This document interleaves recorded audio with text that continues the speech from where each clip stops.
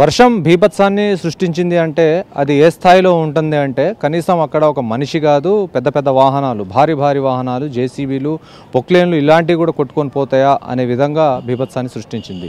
ఇప్పుడు నేను ప్రస్తుతం కూసుమంచి మండలంలోని ఇటు నాయకన్గూడెం వద్ద ఉన్నాను. నాయకన్గూడెం వద్ద ఎడమ కాలువ నాగార్జున సాగర్ పారిన తర్వాత అలుగు పారిన తర్వాత భారీగా ఫ్లడ్ వచ్చి 1,00,000 క్యూసెక్కుల కెపాసిటీ ఉన్నది. 1,70,000 క్యూసెక్కులు వరద రావడంతో అక్కడ కట్టలన్నీ తెగిపోయి అలుగు బారింది. దాని కారణంగా ఇప్పుడు మనం చూడొచ్చు నాయకన్గూడెంలో ఒక పెట్రోల్ బంక్లో ఉన్నాను. పెట్రోల్ బంక్ పరిస్థితి చూడండి.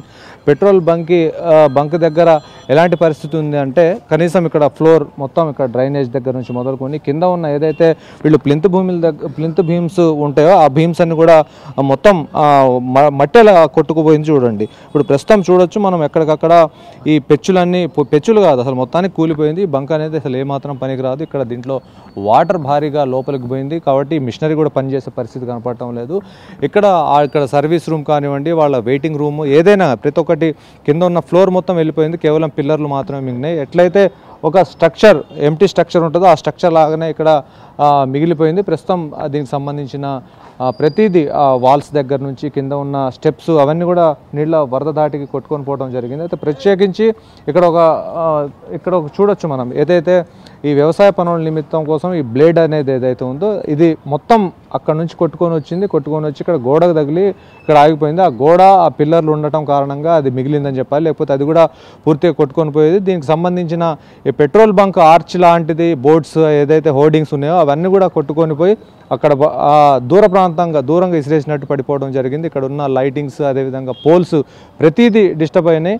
ఇక్కడ చూడొచ్చు ఏదైతే మనం పవర్కి సంబంధించిన కనెక్టివిటీ ఉంటుందో పవర్ పోల్స్ ఏదైతే ఉన్నాయో పవర్ పోల్స్ అన్నీ కూడా ఇరిగిపోయినాయి, మొత్తం నేలవాలిపోవడం జరిగింది. దాంతో హెవీ వైర్స్ అన్నీ కూడా హెవీ వైర్స్ ప్రతిదీ మొత్తం పడిపోవడం జరిగింది. ప్రస్తుతం ఇక్కడ పరిస్థితి ఎలా ఉందంటే దీనికి సంబంధించి న్యూ కన్స్ట్రక్షన్ ఏ విధంగా అయితే మళ్ళీ మొదలు పెట్టాలో అలాంటి పరిస్థితే ఎక్కువగా ఇక్కడ కనిపిస్తూ ఉంది. ఇప్పుడు చూడండి జేసీబీ ఉంది.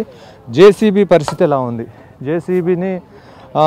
ఈ జేసీబీ పడిపోవాలంటే చాలా కష్టం. దీని కారణంగానే అనేక మంది సేవ్ అవుతూ ఉంటారు. అనేక లోతట్టు ప్రాంతాల్లో ఎవరైనా వరద సహాయం నిమిత్తం కానివ్వండి ఎక్కువగా వ్యవసాయ పనుల్లో కానివ్వండి ఇక్కడ కన్స్ట్రక్షన్లలో ఎక్కువగా దీన్ని వినియోగిస్తూ ఉంటారు. కానీ అలాంటి జేసీబీ ఇలా తలకిందులుగా పడిపోయింది అంటే వరద ఏ స్థాయిలో కొనసాగింది ఇక్కడ అనేది దీన్ని బట్టి అర్థం చేసుకోవచ్చు.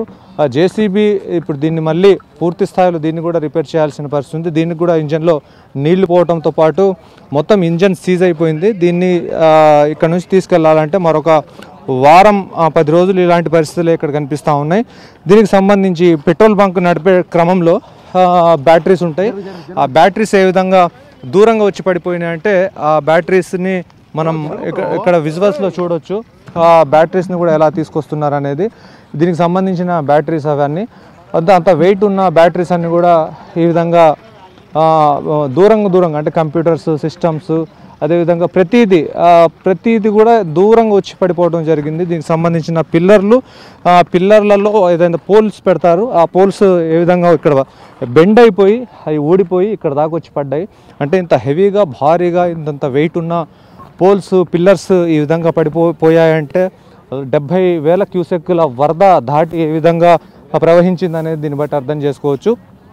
ఇక్కడే నిన్న 3 గల్లంత అవడం జరిగింది. నాయకన్గూడెంలోనే ఇంట్లో ఉన్నారు వాళ్ళు. అది ఇప్పుడు ఏదైతే మీకు కనిపిస్తూ ఉందో ఆ ఇల్లు లెఫ్ట్ సైడ్ ఈ సిమెంట్ గోడలు ఉన్నాయి కదా, ఈ సిమెంట్ గోడలు పక్కన బంక్ కానుకొనే వాళ్ళ ఇల్లు ఉంది. ఆ ఇంటికి దాని పక్కనే దానికి సంబంధించిన ఒక 3 దీంట్లో నివాసం ఉంటున్నారు.